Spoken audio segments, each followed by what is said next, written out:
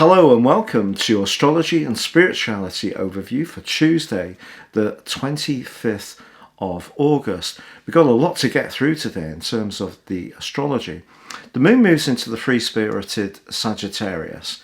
This loves a degree of space, of freedom. If you have been pinned in somehow, even if you can get out and go for a walk, get on a bike, or perhaps think about things in your home space in a more freeing way, so that could be by decluttering, for example, then that could be a lovely way to embrace the moon in Sagittarius. We also have the ruler of Sagittarius, Jupiter, in an opposition with Venus in Cancer. Now this is very, very sweet. Oppositions are usually a little bit tension creating. I think with this one it can create a potential for indulging a little bit, perhaps those calorific goodies, if we really want to have a bit of a change from the limitation that's been going on.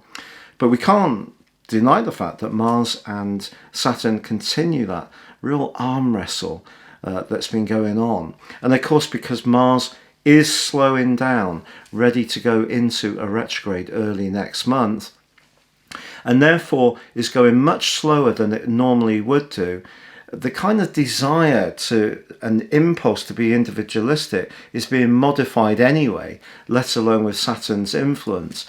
The one brilliant thing I like about today, however, is that Mercury, the planet of communication, which is in its home zone of Virgo, is forging a sparkling alliance with Uranus in Taurus. If we can kind of find a way, because they're obviously both in earth signs, to change things up, do something more innovative or imaginative, but in a way which gives us a practical outcome, that's definitely also going to be a smart thing to do. What cards have you chosen today? Jam-packed day today. It is. So the cards that we're using today are the angel therapy cards to give us a little bit of guidance on how we can navigate this very full day. Ooh, Whoa. Okay. Oh, this is so sweet. The card that comes up says fairies here.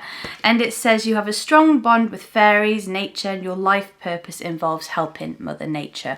I feel just grounding ourselves in some nature today could really help us to anchor ourselves into that feeling. Also, I'm getting, the thought of maybe picking up litter. Obviously, we've got to be a bit careful with the, the virus still. But if we can, don some gloves and some grabbers and go down to a beach or a forest and I can't believe the amount of people that have been going to beaches, and near here in Shropshire and Mid Wales there's a big waterfall and people have been leaving tons of rubbish. Yeah, and creatures get stuck. I saw a little, sadly hedgehog got stuck in a Pringles box. It was very sad.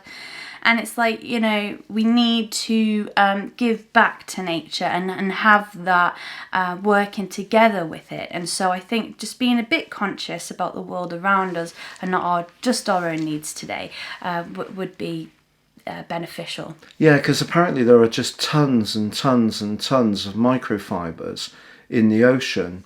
And I was reading something recently about a device, just a little device that you put in the washing machine that actually collects all the microfibers to stop them going into the water table. So we're going to have to investigate that further for ourselves, because we really feel passionately about, if you visit somewhere, take your stuff home with you, make sure it's separated so that it is going back into the recycling chain. Just a little bit extra effort. Yeah. We can make a difference individually. Can have an effect, definitely. So, but perhaps that's where Uranus and Mercury working together in earth signs connects us to the earth, but a little bit, because Uranus basically is about, it's the governing influence of the modern ruler, the higher octave ruler of Aquarius. So it's about truth, but it's also about community.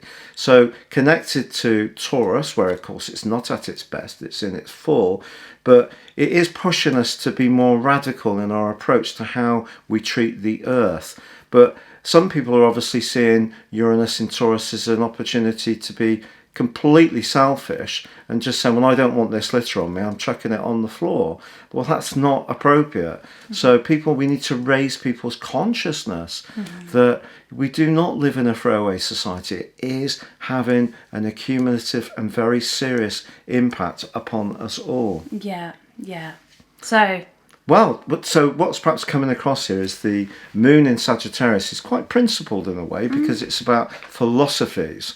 So perhaps that's what Elisa and I have both just shared there. A little bit of moon in Sagittarius philosophies. Definitely. And if you want to, discover what's going on for you, particularly today, you can find out that information in your daily horoscope. And if you would like to reach out and dive deeper into your own situation by having a one-to-one consultation with Patrick, you can find that information in the link